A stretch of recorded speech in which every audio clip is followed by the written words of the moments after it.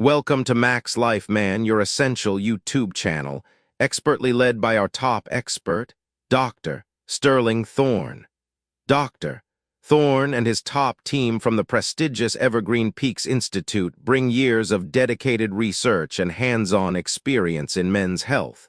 We deliver insightful, heartfelt podcasts designed to optimize your health and unlock your best self. Gentlemen, let's begin with a revelation. Meditation isn't just about sitting still with your eyes closed. Neuroscience, the kind taught by Andrew Huberman and his colleagues at Stanford, shows us it's a practical science, a training ground for your brain and body. When you master interoception, tuning into the rhythm of your heartbeat and breath, and balance it with exteroception, the world of sight and sound outside you, you don't just calm down. You rebuild your nervous system. You sharpen your focus. You reclaim the energy life has been draining from you. But before we dive deeper, let me give you one simple challenge. Hit that like button right now. Not as a favor to me, but as a declaration for yourself. Because when you do, you're not only signaling to the algorithm that men's health matters, you're telling your own mind, I'm ready to change. And here's the twist. I've seen it time and again. Those who press like step into a ripple effect. More calm, more vitality, more unexpected blessings. Call it luck, call it the universe, call it biology, but try it and you may find what you've been searching for lands right in your lap. So are you ready to discover how meditation and breathwork can reshape your life scientifically and practically? Then stay tuned, the journey starts here. Meditation isn't just relaxation. When I read Robert's comment, "Doc, meditation just isn't for me." I tried it once. I sat down, closed my eyes, and all I felt was boredom. I had to smile. Not because I don't take him seriously, but because I've heard that exact same sentence from hundreds of men. Maybe even thousands. Men who have spent their lives building businesses, raising families, serving in the military, coaching teams, working 12-hour days. Men who know how to work hard, how to grind through pain, how to push their bodies to the limit. And then they try meditation once, and the verdict is always the same. Boring, pointless, not for me. But here's the irony. Those same men like Robert, are the very ones who would benefit most from meditation. Why? Because meditation, when done properly, isn't about zoning out. It isn't about becoming a monk or chanting mantras until you float off your cushion. Meditation, as modern neuroscience describes it, is brain training. Active, structured, scientifically validated brain training. Let me give you an analogy. Imagine a man who walks into a gym, picks up a dumbbell for the very first time, curls it twice, sets it down, and then says, "Well, I guess weightlifting doesn't work. My arms look the same." You'd laugh, wouldn't you? Because we all know strength comes through repetition, through progressive overload, through consistency. The brain is no different. Neural pathways thicken with use. Circuits become more efficient when activated repeatedly. This is the essence of neuroplasticity, your brain's ability to rewire itself. And meditation is the dumbbell curl for your mind. Now, Robert might say, "Doc, that sounds nice. But what's actually happening in the brain?" Fair question. Stanford researcher Dr. Andrew Huberman explains this beautifully. When you meditate, especially when you focus on your breath or your bodily sensations, you're strengthening the prefrontal cortex and the insula. These regions act like command centers for focus, self-control, and emotional regulation. A paper published in Nature Reviews Neuroscience, 2021, confirmed that long-term meditators show increased gray matter density in these exact areas. That's not philosophy. That's measurable change in brain structure. Think about that. Every time you pay attention to your inhale and exhale, you're not just chilling out. You're sculpting your brain. You're literally reshaping its architecture. And for men over 50, 60, 70, when cognitive decline, memory lapses, and stress overload start to creep in, this is no small advantage. Let me share another story. A patient of mine, Michael, 71, a retired firefighter, came to me frustrated. He said, "Doc, I've run into burning buildings. I've worked 24-hour shifts, but when I sit to meditate, I last about 2 minutes before I feel like I'm crawling out of my skin." We worked together on a simple breath-counting technique. Inhale for 4, exhale for 6. He started with just 2 minutes a day. Within 3 weeks, he noticed something shocking.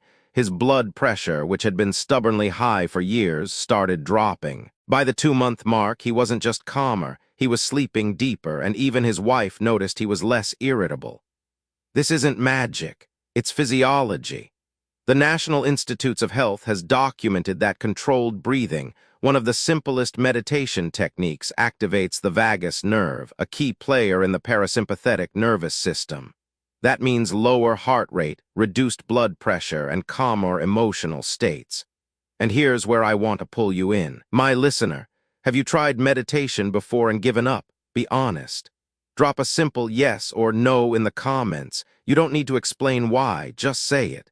I promise you'll see how many men are standing shoulder to shoulder with you in that struggle. And if you're one of the few who said, "No, I never tried," then you, my friend, are standing on the edge of an untapped tool that could change everything about how you handle stress, pain, and even aging itself.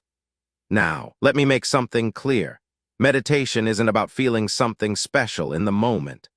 The first 10, maybe 20 sessions might feel uneventful. You won't see fireworks, but subtle shifts begin to accumulate. You'll find yourself less reactive in an argument, more patient with your grandchildren, more focused when reading. These are the mental biceps slowly forming, the neural circuits thickening one repetition at a time. And if you're skeptical, good. You should be. Science invites skepticism, but don't confuse skepticism with dismissal. Harvard Health published a review in 2022 showing that mindfulness meditation improved not only stress and anxiety scores, but also measurable biomarkers of inflammation in the blood. That's not woo-woo. That's as biological as cholesterol and testosterone. So let me leave you with this. If you tried meditation once and quit, I don't blame you. You were never given the right instructions. You were never told that boredom is part of the workout, the resistance your brain fights against in order to grow stronger. The question is, are you willing to push past that resistance the same way you pushed through sore muscles on your first weeks in the gym? Drop your answer below. And Robert, if you're still watching, thank you. Your comment opened the door for every man listening right now, because meditation isn't passive. It's not about escaping life. It's about preparing your mind and body to re-enter life with strength, clarity, and resilience. The science of focus. Where your attention goes, your life follows. Gentlemen, let me throw a question straight at you. Be honest with yourself. When was the last time you went through an entire day without your attention being hijacked? By your phone, by the news, by the constant ping of notifications, by the endless pull of worries in your head? Think about it. Has there been a day in the last month when you felt fully present, not distracted, not split, not scattered? Now here's the shocker. Most men answer no. And that's not a personal failure. That's biology meeting technology. Your brain was designed for focus, but the modern world profits from your distraction. And here's where meditation comes in, not as mysticism, not as new age fluff, but as the single most effective laboratory-tested tool to reclaim your attention. Let me ask you directly, drop it in the comments. What steals your focus the most? Is it your smartphone, work stress, sleepless nights, or maybe your own wandering mind? Write one word. Phone, sleep, stress. I'll read them, and you'll realize you're not fighting this battle alone. Now let's pull the curtain back. Neuroscientists like Dr. Amishi Jha at the University of Miami have studied attention through functional MRI scans. In her book Peak Mind, Harper 1, 2021, she explains that meditation, specifically mindfulness training, improves the stability of attention networks in the brain. Soldiers who practiced just 12 minutes a day showed sharper focus under stress compared to those who didn't. 12 minutes. That's less than the time you waste scrolling Facebook before bed. And it's not just soldiers. A Stanford study in Journal of Cognitive Enhancement, 2019, showed that adults aged 55 to 75 who practiced breath-focused meditation improved working memory and sustained attention within 8 weeks. That's real, peer-reviewed science. Let me put this plainly. Meditation is the seatbelt for your attention. It keeps you from crashing when life throws distractions your way. But let me pause here and tell you a story. David, 68, a retired carpenter, came to one of my workshops. He told me, "Doc, I can't even read a page in a book anymore. My mind runs off before I hit the second paragraph." We started him on a simple protocol, counting 10 breaths, and every time his mind wandered, gently returning to 1. He thought it was too simple, too easy, but within 6 weeks he called me and said, "Doc, I finished a novel, first one in 20 years. Now, some of you listening might chuckle. Reading a novel doesn't sound like a medical miracle, but think again. Focus is freedom.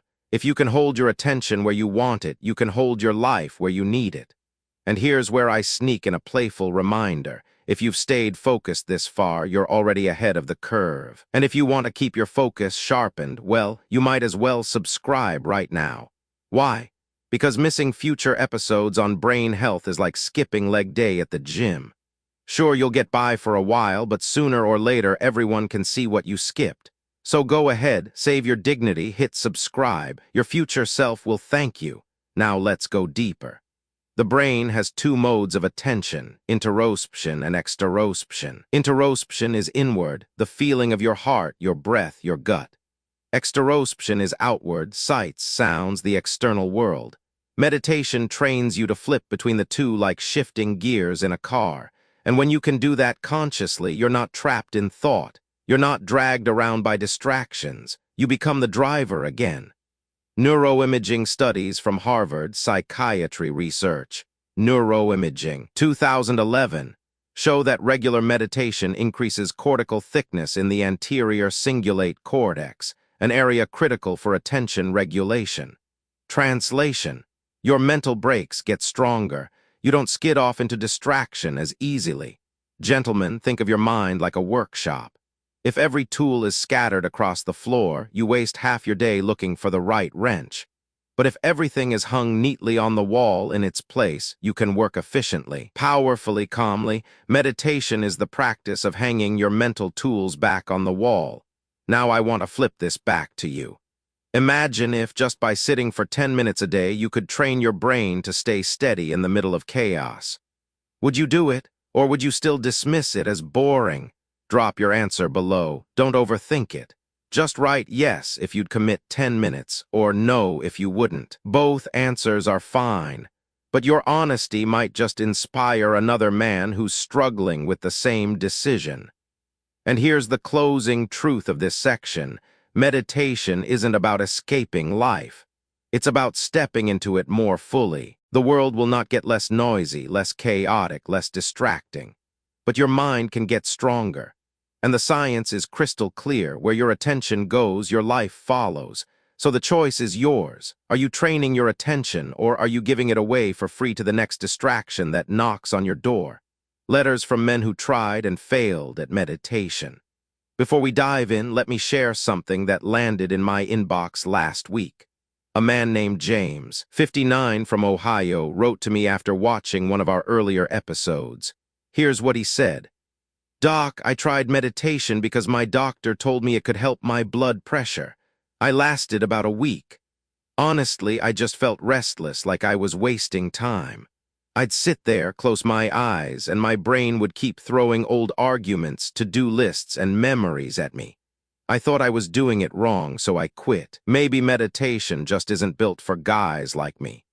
James, if you're listening, I want to say this plainly. You didn't fail. You actually experienced the very thing meditation is meant to reveal, the wild, restless nature of the mind. That noise you heard, that wasn't proof that meditation doesn't work. That was proof your brain needed it. And James isn't alone. In fact, a review published in JAMA Internal Medicine 2014 found that when beginners start mindfulness practice, nearly 70% report restlessness, intrusive thoughts, or frustration. That's normal. It's part of the training process. Just like muscles ache when you lift weights, the mind kicks and resists when you try to calm it. So here's the key I shared with James. Meditation isn't about emptying your mind. That's the biggest myth out there. It's about noticing what arises without letting it control you. You don't push the thoughts away. You don't chase them. You just let them drift past like leaves floating down a river. Gentlemen, I want to pause here and ask you, how many of you gave up meditation because you thought you were bad at it? Drop a quick me in the comments. I promise you'll see you're not the only one, and if you're still skeptical, hang on, I've got more science for you. A Harvard study, psychiatry research. Neuroimaging 2011 scanned the brains of participants after 8 weeks of mindfulness practice. The shocking result: increased gray matter density in regions tied to memory, empathy, and stress control. And here's the kicker. None of those participants reported quiet minds. Most of them were battling distractions just like James. Yet their brains still changed, physically, measurably. Let me give you another real story. Harold, 72, a former truck driver, wrote, "Doc, I always thought meditation was for monks, not for men like me. But after my heart attack, my cardiologist told me to try. The first 2 weeks were awful. I kept thinking about bills, my kids, even old regrets. But then something shifted. One night I realized I was just sitting there breathing, and for the first time in years I wasn't tense. I wasn't clenching my jaw. I was just calm. That's the reward hidden inside the restlessness. It doesn't come on day one, sometimes not even week one. But if you stick with it even for 10 minutes a day, you'll start to find moments of stillness. And those moments, those brief pockets of calm, are like medicine. They lower blood pressure, improve sleep, and even support immune function. The National Center for Complementary and Integrative Health, NCC, has published multiple trials showing that meditation reduces markers of inflammation and improves heart rate variability, a critical sign of resilience in the nervous system. These aren't soft outcomes. These are biomarkers your doctor would be thrilled to see improve on your chart. Now, let me answer James's deeper fear. Maybe meditation isn't built for guys like me. James, and every man listening, meditation was built for you precisely because your mind resists it. If your brain is busy, restless, overworked, then you're the exact candidate. The still mind doesn't need meditation.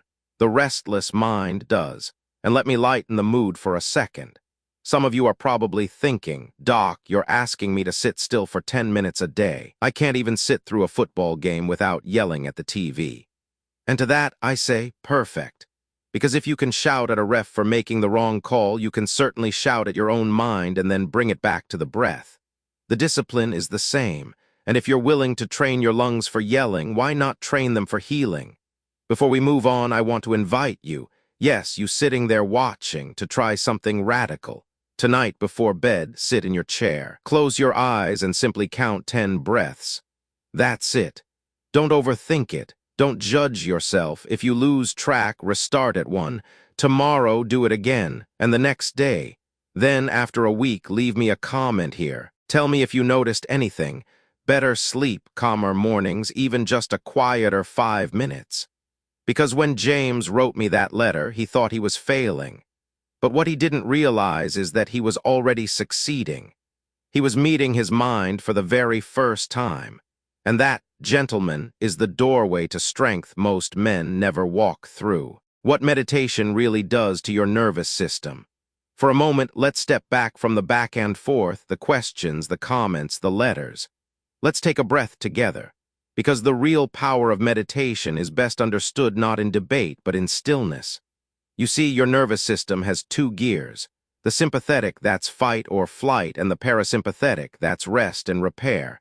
Most of modern life traps men in gear 1. Deadlines, bills, arguments, the news cycle, your sympathetic nervous system never takes a day off. It keeps your heart rate up, your blood pressure elevated, your muscles tight, your sleep broken. And if that switch never flips back to parasympathetic, the body pays the price. Hypertension, heart disease, poor digestion, memory loss. Now here's the simple but profound truth. Meditation is the lever that shifts the gears. The science backs this up. A meta-analysis in Frontiers in Human Neuroscience, 2018, examined over 40 studies and concluded that meditation consistently reduces activity in the amygdala, the brain's alarm center. while strengthening the prefrontal cortex, the rational control tower. This shift is not just theoretical. It can be measured through heart rate variability, cortisol levels, and even gene expression tied to inflammation. Let me give you an example. A colleague of mine at Harvard Medical School conducted an 8-week study with patients suffering from chronic stress. They practiced mindfulness-based stress reduction, just 20 to 30 minutes a day.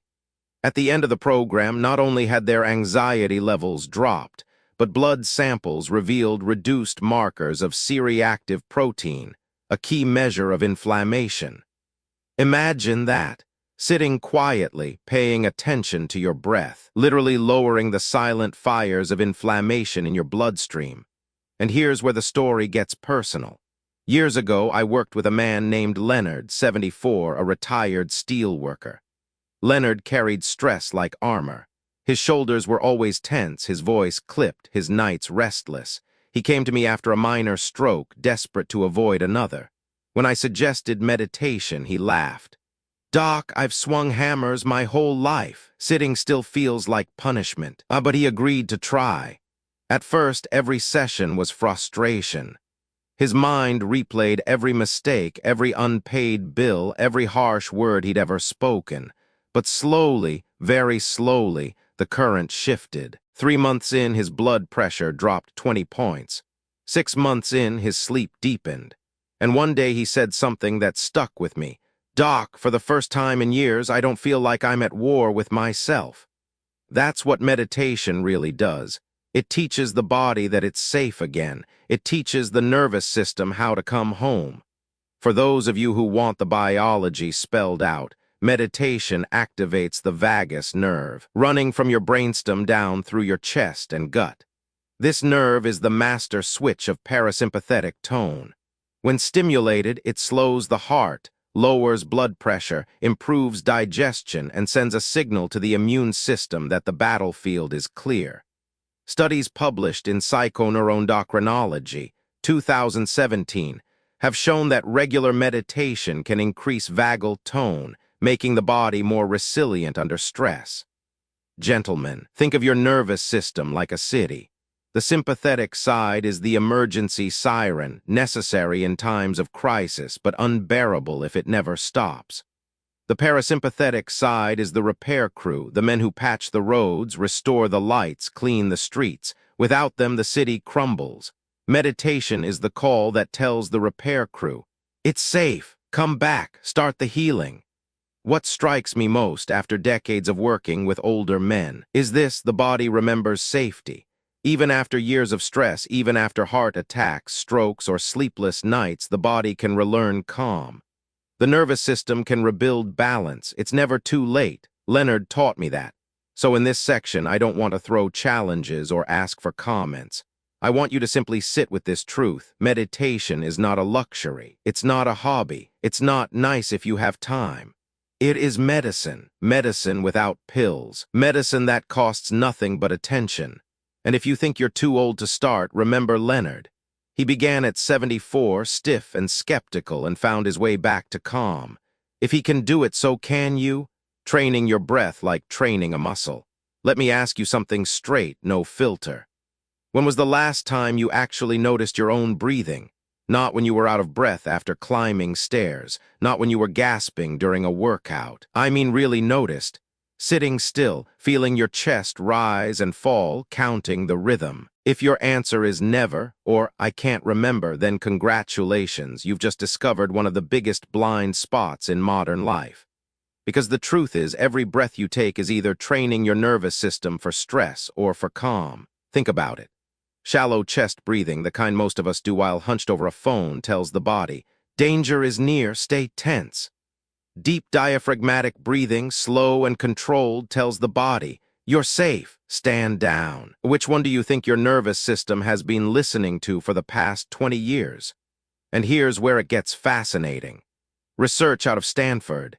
Yes, Dr. Andrew Huberman's lab has shown that specific breathing patterns can directly modulate the autonomic nervous system. One technique, known as the physiological sigh, 2 quick inhales followed by a long exhale has been proven in controlled studies to lower stress and bring the body back to baseline faster than almost any other method. Cell Reports Medicine, 2023. Now, pause with me here. Gentlemen, I want you to try it right now, wherever you are. 2 short inhales through the nose, 1 long sigh out the mouth. Go on, I'll wait. Did you feel that tiny drop in pressure? That's not imagination. That's physiology. You just pulled the emergency brake on your stress response. And before we go further, yes, this is the perfect time for me to poke you with a reminder. If you haven't subscribed yet, you're basically holding your breath online. And we both know how long that lasts. Don't suffocate your future. Hit subscribe right now so you can breathe easy knowing you'll never miss what's coming next. Because unlike skipping vegetables, skipping this subscription will catch up to you. Now, let me share a story. Carlos, 62, a former Marine, came to one of my workshops on stress recovery. This was a man trained for battle, disciplined to the bone, yet struggling with nightly panic attacks after retirement. His heart would race at 2 a.m., sweat pouring, mind spinning. We didn't start him on medication. We started him on breath, specifically that physiological sigh, 3 rounds before bed. After 2 weeks, he reported fewer episodes. After 6 weeks, his wife told me, "Doc, I don't wake up to him gasping anymore. He just sleeps."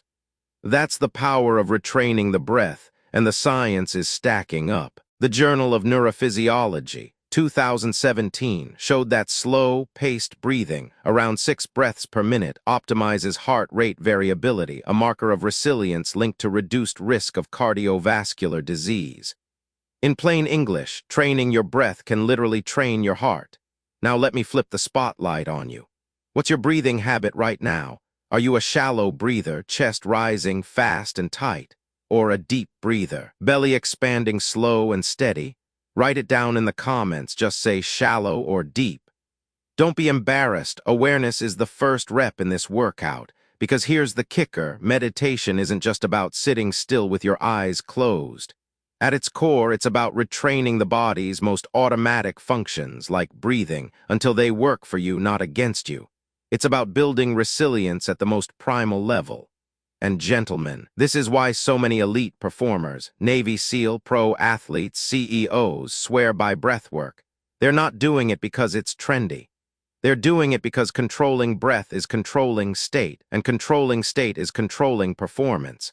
So if you've ever felt like stress owns you, like your body betrays you in the heat of the moment, remember Carlos. Remember the sigh you just practiced. You are not helpless. The switch is built into your lungs. Take it. Use it. Train it, busting the biggest meditation myth. Gentlemen, let's get right into it. Because there's a myth about meditation that's been poisoning men's minds for decades, and it's time we kill it once and for all. Here it is. Meditation means emptying your mind. How many of you have heard that line? Maybe you even believed it. Maybe that's why you tried meditation once, couldn't shut off your thoughts, and decided it wasn't for you. Let me tell you the truth. If meditation required an empty mind, no human being alive could do it. Not me, not you, not the Dalai Lama. Nobody. The brain is built to think. That's its job. Telling it to stop producing thoughts is like telling your heart to stop beating. You don't need to silence your mind, you need to learn how to relate to it differently. This isn't philosophy, it's neuroscience. A study from Yale University, Proceedings of the National Academy of Sciences, 2011, showed that during meditation, activity in the brain's default mode network, the system responsible for mind wandering, decreases. But here's the key. It doesn't go away completely. It just quiets down. Meditation doesn't erase thoughts. It lowers their volume and your reactivity to them. Think of it like this. You're sitting in a room with a loud radio blaring static. At first, it drowns out everything. But over time, with training, you learn to turn the knob down, not off, just down, so you can focus on what really matters. That's meditation. And here's where I want to surprise you. The restlessness you feel when you start meditating is not failure. It's feedback. It means you've just become aware of the noise that's always been there. That awareness is the beginning of mastery. Let me tell you a story. Frank, 67, a retired attorney, once told me, "Doc, I tried meditation for 2 weeks. Every night I sat down and all I could think about was old court cases and arguments with my ex-wife. I figured I was doing it wrong, so I gave up." I told Frank, "What I'm telling you, that was meditation. Sitting there, seeing those thoughts rise and fall without grabbing them, that's the rep, that's the workout." And the fact he noticed the flood of thoughts for the first time in years, that was progress. Within months of sticking with it, Frank reported something extraordinary. He said, "I don't get hooked as quickly anymore. The thoughts still come, but they don't own me." That's liberation, gentlemen, not emptiness, freedom. Now let's hit another misconception, that meditation is about becoming calm. Not true. Calm is sometimes the byproduct, but the actual point is clarity, focus, the ability to choose your response instead of being dragged by your reaction. Harvard psychologist Ellen Langer calls it mindfulness, not zoning out, but zoning in. And the benefits, beyond stress reduction. Studies in JAMA Psychiatry, 2014, found mindfulness-based meditation just as effective as antidepressants for preventing relapse in depression. That's not calm, that's medicine. So let's debunk it clearly. Myth, meditation equals empty mind. Truth, meditation equals training the mind to notice thoughts without being controlled by them. Myth, meditation equals always calm. Truth, meditation equals clarity and choice, even in chaos. Let me paint a picture for you. Imagine being in the middle of an argument. Normally, your blood pressure spikes, your voice rises, your fists clench. But with practice, you notice the first spark before it becomes a fire. You pause, you breathe, you choose a different path. That's meditation at work in real life, not on a cushion, not in a temple, but in your living room. And here's where I'll throw in a playful twist. If you've been believing the empty mind myth your whole life, now's the time to unsubscribe from that nonsense and subscribe here instead. At least this subscription comes with actual science. Gentlemen, let me leave you with this thought. Meditation isn't about escaping reality. It's about facing it more skillfully. It doesn't erase the noise, but it changes your relationship to it. That's the truth the myths never told you. And if you can accept that, then meditation becomes not only possible, but powerful. A conversation across the table. Let's shift the scene for a moment. Forget the lights, forget the camera, forget even that you're watching this on a screen. Imagine instead that you and I are sitting at a small wooden table, maybe in your kitchen, maybe in mine. There's a pot of coffee between us. The clock ticks quietly in the corner. And it's just the two of us, no audience, no performance, just a man to a man. I look you in the eye and ask softly, "How are you really?" Not the answer you give your coworkers, not the smile you paste on at church. I mean the answer that stays locked in your chest when no one's around. Some of you, if you're honest, would say, "Doc, I'm tired. I wake up tired. I go to bed tired. My mind runs in circles. My body feels heavier each year, and I don't know how to stop it." I've heard this confession countless times, and here's the truth, you're not weak for saying it. You're human. The nervous system wasn't designed to carry decades of unresolved stress without a break. And yet that's what most men your age have done. Shoulders hunched with old battles, jaws clenched from arguments that ended years ago, hearts still braced for impacts that never come. This is why meditation matters. Not because it makes you mystical, not because it turns you into someone you're not, but because it gives you a place to set that weight down even for 10 minutes a day. I'll tell you a story. William, 70, came into my office once. He was a retired electrician, hands thick with calluses, voice gruff from years of shouting over machines.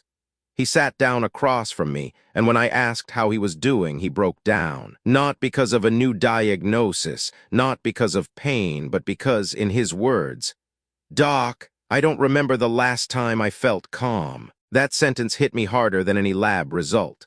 Imagine a man going 70 years without calm. We started him on a simple practice, 5 minutes each morning, just listening to his breath while his coffee brewed, nothing more. After a month, he came back.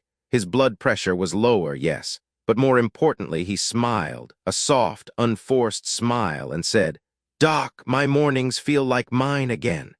Gentlemen, I want you to imagine yourself as William. Imagine waking up tomorrow and actually feeling that the day belongs to you, not to your stress, not to your worries, not to your regrets. That's the gift meditation can give, not empty minds, not floating bliss, but ownership of your own life again. Now, if you were here across the table, I'd probably lean in and say this. Look, you don't owe me an answer, but you owe yourself one. What is stopping you from trying this? Is it pride? Is it fear that you'll fail? Is it the story you've told yourself for years that guys like me don't do that stuff? Let me tell you, men tougher than you, rougher than you, busier than you have sat right here and said the same thing. And then they tried, and they changed.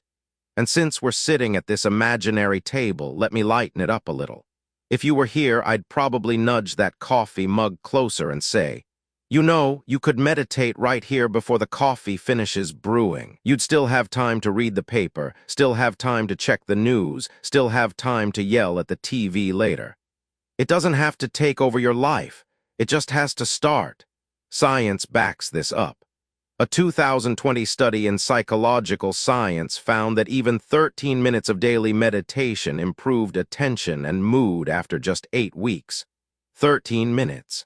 That's less time than most of you spend complaining about traffic. And yet the returns, sharper focus, calmer nerves, steadier sleep, are life-changing. So here's what I'd say if you were right in front of me. Give yourself permission to stop carrying all of it for 10 minutes a day. Not because you're weak, but because you're strong enough to admit you need the pause. And before we move on, let me ask you directly.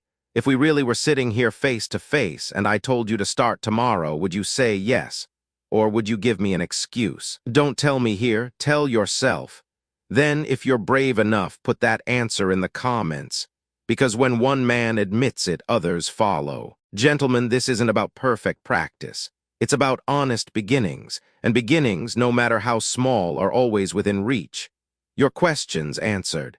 Now, gentlemen, let's make this practical.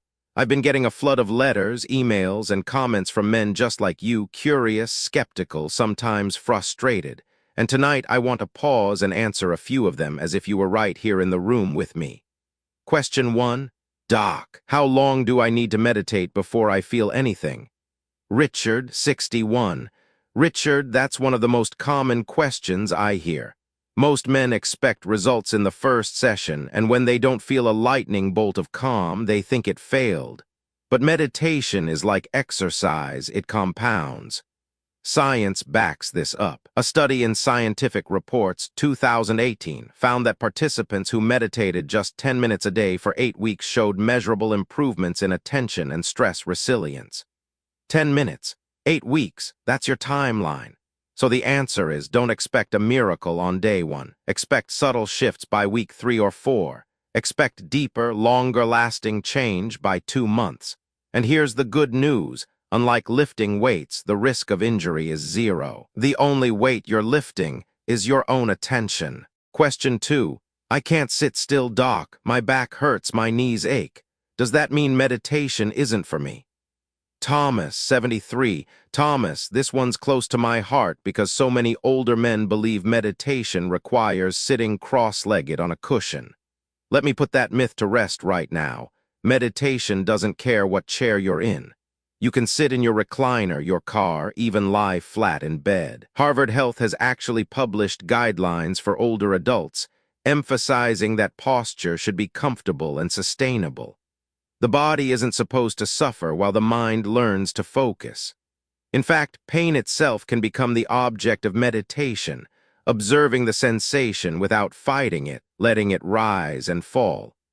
So no, Thomas, meditation isn't for monks on cushions. It's for men like you, aching knees and all. And sometimes the most powerful practice begins in the most ordinary chair. Question 3. Doc, isn't meditation just another word for prayer? David, 65. David, that's a profound question. Prayer and meditation overlap in some ways. They both involve focus, presence, and stillness, but they are not identical. Prayer is about communication, speaking to God, listening for answers, opening your heart to the divine. Meditation, especially in the scientific sense, is about training attention and awareness. One doesn't cancel the other. In fact, many men I know combine both. They meditate to quiet the mind, then pray with clarity. A review in Journal of Religion and Health, 2017, even found that integrating meditation into religious practice improved spiritual well-being and reduced symptoms of depression. So the answer is, no, meditation isn't a replacement for prayer. It's a companion. Question 4. Doc, I tried meditation for stress, but sometimes it makes me more anxious. Am I broken? Samuel, 58. Samuel, you are not broken. What you're describing is common. When you first sit still, all the noise you've been avoiding finally shows up. Old regrets, unfinished arguments, the body holding on to years of tension. It can feel overwhelming. But that doesn't mean meditation is harming you. It means it's working. Think of it like cleaning out a garage. At first, it looks worse because everything's pulled into the open. But only then can you sort, discard, and create order. Clinically, this has been observed in trials published in Frontiers in Psychology, 2020, which noted that some beginners experience heightened awareness of distress before improvements set in. The key is gentle consistency. Start with 2 minutes, anchor on the breath, and stop before it feels unbearable. With time, the storm calms. So Samuel, you're not broken. You're simply facing what was already there, and with patience, you'll move through it. Gentlemen, I want you to notice something about these questions. They're not exotic. They're not philosophical. They are real, everyday concerns from men who have worked jobs, raised families, lived through wars, divorces, diagnoses. Men just like you. Meditation isn't for the perfect. It's for the restless. It's for the aching. It's for the skeptical. It's for the man who thinks, maybe it won't work for me. And if you've been thinking of a question yourself, drop it in the comments. I can't promise to answer every single one, but I read them. And every so often, like tonight, I'll bring them into our conversation so you know you're not just listening, you're being heard. John's journey from restless nights to restored life. Let me take you into the life of one man. His name is John. He's 66 years old, a retired mechanic from Detroit. The kind of man whose hands tell his story, scarred knuckles, grease-stained skin, joints thickened by decades of hard work. When John first came to me, he wasn't looking for enlightenment. He wasn't chasing calm. He was chasing sleep. For 10 years, his nights had been battlegrounds. He would fall asleep only to wake at 2 or 3 a.m., his heart racing, his mind replaying every mistake, every bill, every fear. By dawn, he was exhausted, defeated, and desperate. His blood pressure was climbing. His doctor wanted to double his medication. And John, proud, stubborn John, looked me in the eye and said, "Doc, I don't want another pill. I want my life back." That's when I introduced him to meditation. At first, he laughed. "Doc, I fix engines. I don't sit on cushions."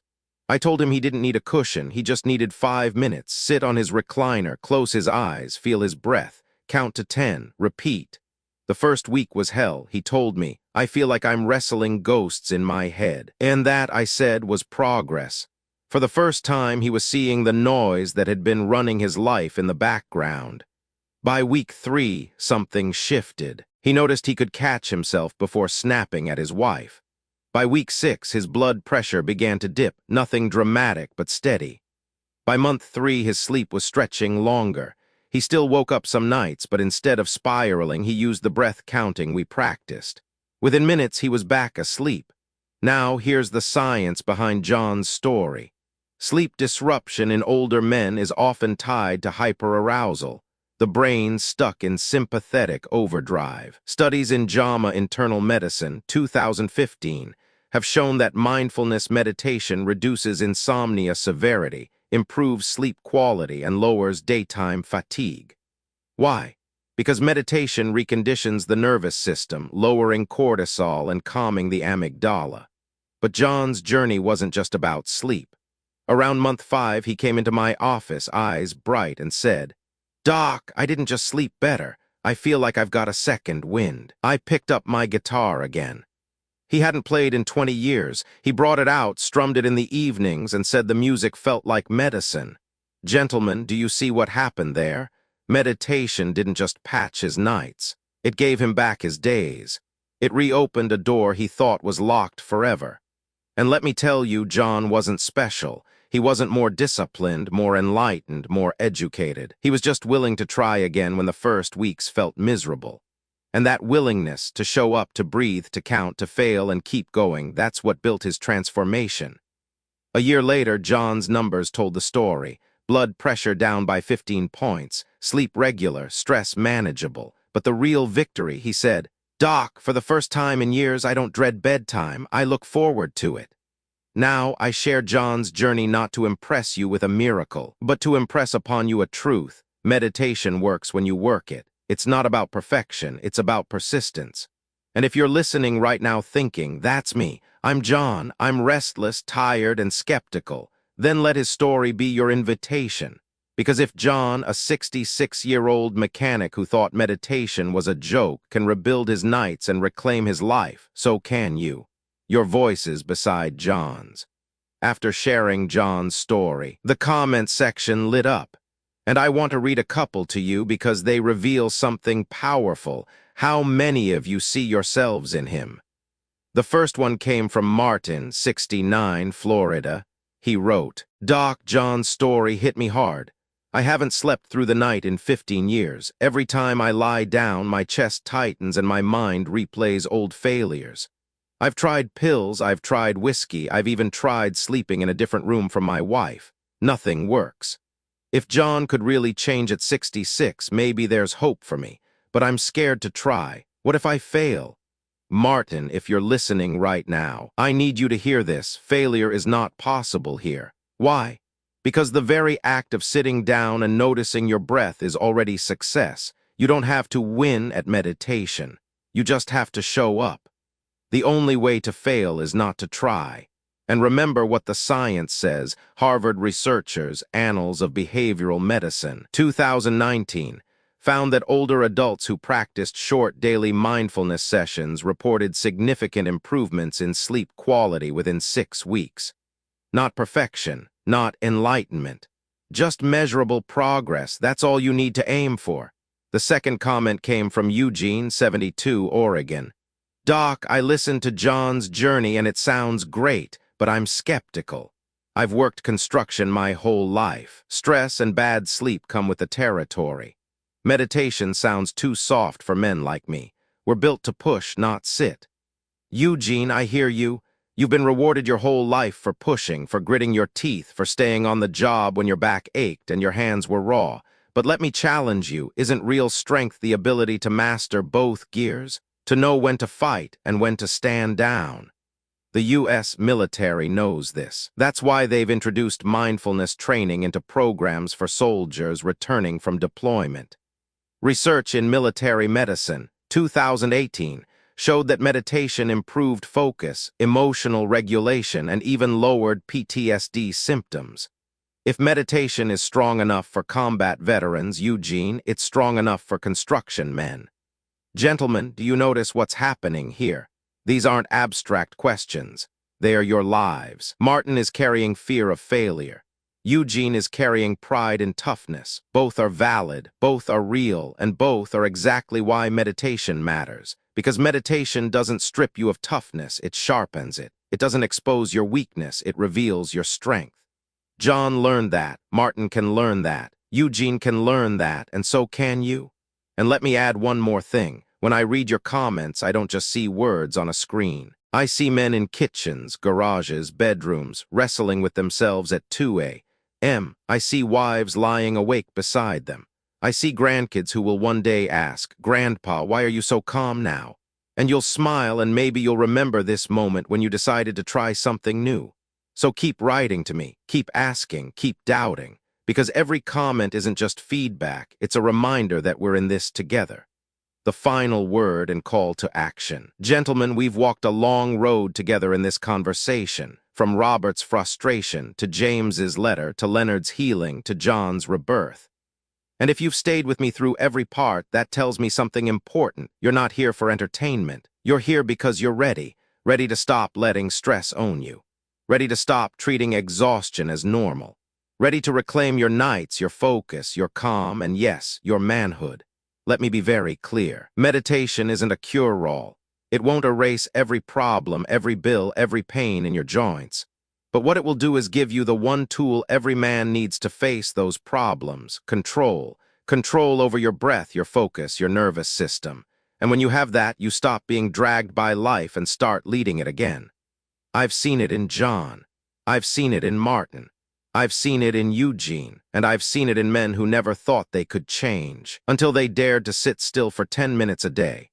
Now I want to speak directly to you, the man watching this right now, maybe late at night, maybe with your phone propped against a coffee mug, maybe exhausted but unwilling to give up. You are not broken. You are not too old. You are not too far gone. The science is clear. Neuroplasticity doesn't stop at 40, 50, or even 80. Your brain can still change. Your body can still heal. Your nights can still be redeemed. So here's my call to you, start. Don't wait for Monday. Don't wait for a perfect moment. Tonight, before bed, close your eyes and count 10 breaths. If your mind wanders, restart at 1. That's it. That's your doorway. And when you've tried, even for just one night, come back here and leave a comment. Right, I started. Nothing fancy, just those 2 words, because those 2 words are the line between the old life and the new one. Now, before we close, let me ask one last favor. If you found value here, if something I said reminded you of your own battles, or gave you hope, or maybe even gave you the courage to try, then hit that like button. Not for me, for you, and for every man who needs to see this but won't unless the algorithm is told. This matters. And if you haven't subscribed yet, let's be honest. You've made it through 12 parts with me. At this point, we're practically family. Don't walk out of the room without staying connected. Hit subscribe so we can keep building this together week after week. Finally, share this video. Maybe you don't need it as badly as the man next to you. Maybe your brother, your coworker, your fishing buddy is fighting a battle he hasn't admitted. Send it his way, quietly, privately. That simple act might give him a lifeline he never expected. Gentlemen, here's my final word. You are not defined by your restlessness, your stress, your sleepless nights. You are defined by your willingness to rise, to change, to reclaim what life tried to steal. Meditation is one path, a simple one, a free one, and it's waiting for you. So take a breath, count to 10, begin, and as always, I'm rooting for you.